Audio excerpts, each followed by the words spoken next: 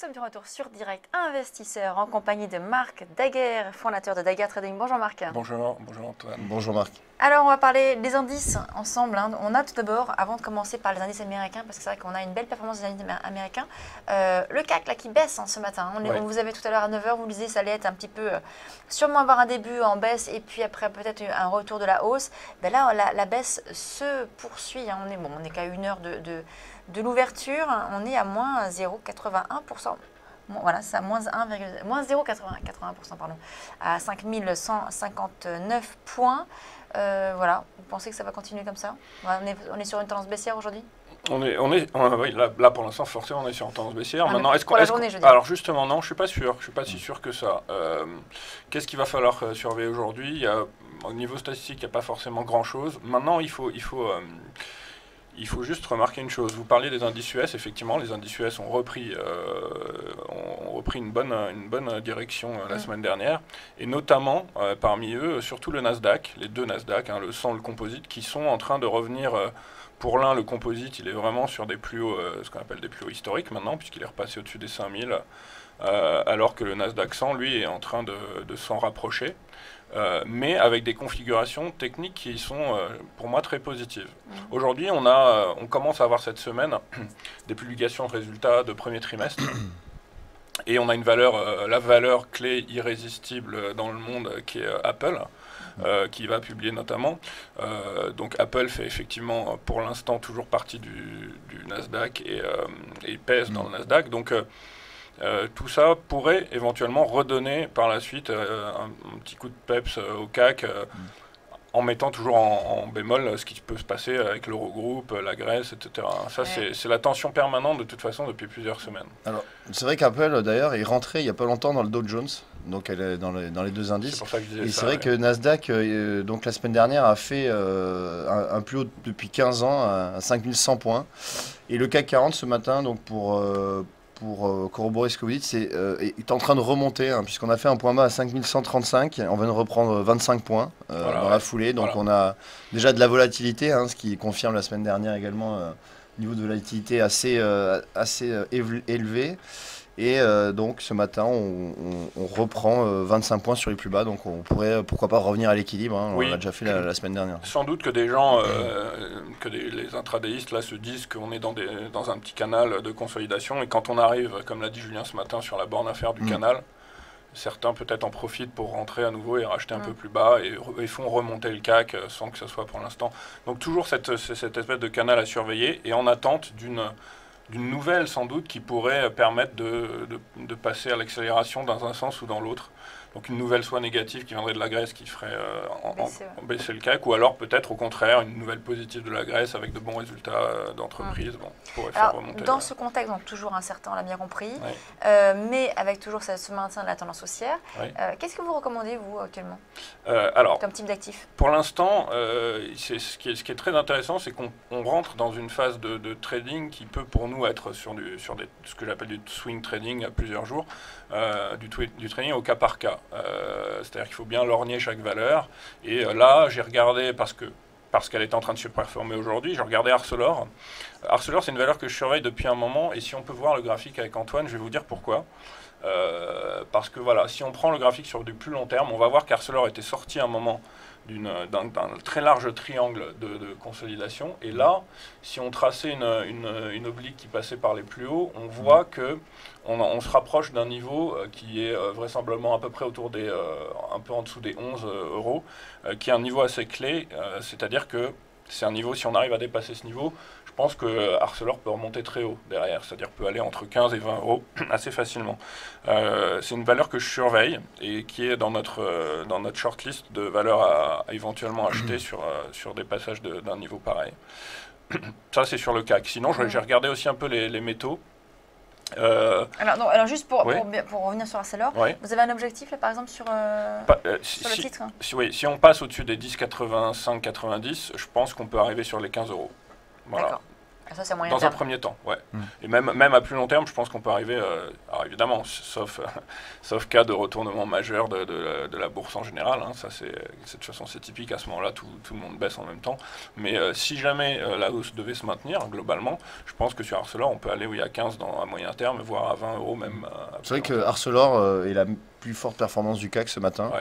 On voit qu'il y a un titre qui tente de se retourner à la hausse, on le voit depuis plusieurs semaines. Ouais, oui, et justement pour revenir sur ce que vous dites Antoine, un titre qui a un petit peu sous-performé dans ce début d'année où les indices européens étaient plutôt positifs. Donc on sait très bien en termes de trading, quand il y a une tendance comme ça qui est maintenue, les investisseurs vont plus facilement vers les titres qui ont sous-performé en se disant que c'est peut-être vers eux. Oui, on l'a vu notamment sur des cours de valeurs pétrolières comme CGG ou Maurel & Prom. Tout à fait. Où les investisseurs sont revenus à l'achat. Vous suivez également les métaux? Oui. Métaux de base? Oui, alors les métaux de base. Alors il y a deux métaux que j'ai regardés ce matin. Alors évidemment, il y a toujours l'or et l'argent sur lesquels on avait dit qu'on pouvait éventuellement attendre des plus bas. J'ai regardé le platine ce matin, qui est quand même aussi un métal précieux. Et le platine, qu'est-ce qu'on voit sur le platine? On voit qu'on a on a eu avec ces derniers jours une baisse qui s'est maintenue, et donc on est en train d'enfoncer certains supports, même des retracements de long terme, qui font que c'est un métal sur lequel je garde un biais baissier dans les semaines, voire les mois à venir. Voilà, la tendance baissière s'est un petit peu marquée. À chaque fois qu'on a des petites tentatives de rebond, on voit qu'ils sont très vite effacés. Et on reste régulièrement sous des résistances qui viennent s'inscrire les unes après les autres. Donc là, on va certainement aller sur les $1000, et puis vraisemblablement, je pense qu'il y a de grands risques, entre guillemets, qu'on descende plus bas par la suite. Ouais, donc là, vous êtes sur une tendance baissière sur le platine. Absolument. Alors, je reviens, vous parliez du pétrole tout à l'heure. Oui. Je rappelle que vous êtes un des rares intervenants à nous dire depuis plusieurs mois oui, tout à fait. Vous voyez le pétrole à $35. J'ai fait mon mea culpa sur le rebond actuel. Tout à fait. Donc là, on a un petit rebond, en effet, on est remonté. Vous maintenez quand même ce scénario? Eh bien, étrangement, oui.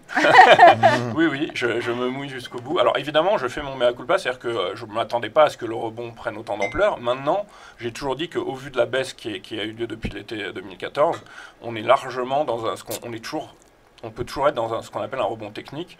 Et pour être très précis avec vous maintenant, parce qu'il faut quand même aussi, quand je me mouille, il faut aussi donner des zones. Là, j'ai un objectif entre 70 et max, grand max 77. Grand max $77, ça correspond au retracement de Fibonacci de 38,2%. Sur le Brent? Oui, sur le Brent, pardon. Tout à fait, oui, je regarde surtout le Brent plus que le WTI. Mais bon, les deux sont évidemment très corrélés. Donc je pense que si on arrive dans cette zone, je commencerai à faire attention éventuellement. C'est-à-dire que le scénario d'un trader là aujourd'hui, c'est attendre d'être dans la zone et voir sur les moindres signaux de faiblesse, de voir éventuellement de se repositionner à la baisse. Mais on n'en est pas encore là. Mais pour l'instant, pour répondre à votre question, oui, j'ai eu tort sur la baisse immédiate, mais pour l'instant, je maintiens mes objectifs qui seraient en tout cas sous les $40. Donc là, à court terme, on peut aller à 77, c'est ça? Entre 70, moi mon objectif premier c'est 70, c'est-à-dire qu'en gros autour des 70 je rentrerai à la baisse avec un stop vers les 77 plutôt. C'est plutôt comme ça que je la jouerai. Et ensuite, une fois qu'on est aux 70, on pourrait revenir donc vers les 35.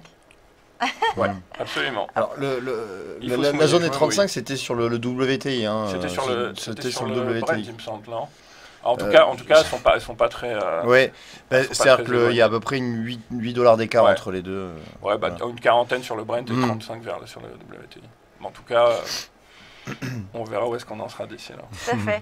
Un dernier mot sur l'or. C'est vrai que l'or, vous nous en avez parlé récemment, plusieurs reprises. Là, on est à 1182 l'once en légère hausse. Est-ce que ça va poursuivre sa remontée? Oui, toujours ce que je disais sur l'or pour l'instant. En court terme, on a une sorte de figure de tête-épaule qui devrait mener l'or un peu plus bas dans un premier temps. Et je reste pour l'instant négatif sur l'or et l'argent. Encore une fois, ça reste la contre-tendance des indices. Si jamais les indices devaient vraiment corriger, peut-être qu'on viendrait se réfugier sur l'or. Une dernière chose avant de vous quitter, le Nikkei aussi a fait une clôture au-dessus des 20 000. C'est quand même quelque chose, on en parlait régulièrement. En dessous des 20 000. Non, ce matin. Ah, ce matin, oui. Oui. Mais en fin de semaine dernière, il a clôturé au-dessus des 20 000, ce qui n'était pas arrivé depuis assez longtemps. Et du coup, ces 20 000 points sont plus aujourd'hui une résistance qui n'a pas été franchie, en fait, c'est ce que je voulais dire. Donc, je pense, je maintiens toujours un biais assez fortement bullish haussier sur l'indice japonais. Voilà. Dernier mot sur le DAX. Ce matin, je recevais deux intervenantes, Valérie Castaldi et également Véronique Riche-Flores, qui toutes les deux m'ont dit attention au DAX. C'est lui qui va nous donner finalement le signal, savoir si on aura une consolidation ou voire même une correction sur l'indice européen. C'est vrai qu'il faut le surveiller de près, ce DAX. Il sous-performe actuellement le CAC. Oui. Est-ce que vous avez une perspective sur cet indice ? Alors le DAX, évidemment, ça reste l'indice référent européen. L'Allemagne étant toujours le moteur de l'Europe, en tout cas de la zone euro. C'est un indice qu'il faut surveiller. Et c'est un indice qui, effectivement, est d'autant plus aujourd'hui sous les feux de la rampe parce que l'Allemagne est quand même, quelque part, étant le moteur de l'Europe, c'est certainement elle qui est le plus affectée par ce qui se pourrait se passer par la Grèce. Qui se pourrait se passer du côté de la Grèce. Donc oui, je suis tout à fait d'accord avec mes collègues, c'est un indice qu'il faut surveiller. Oui, il est en train de corriger ces derniers jours, et forcément, puisque dès que la Grèce pointe son nez, c'est un indice qui va souffrir plus que les autres. Maintenant, j'ai rien qui me fait croire qu'on est sur une zone de retournement sur cet indice. Mais une correction de quelques jours peut avoir lieu. Absolument. Merci Marc Daguerre, fondateur de Daguerre Trading. On passe à la suite de Direct Investisseur. On reçoit dans quelques secondes Stéphane Solutoy. À tout de suite.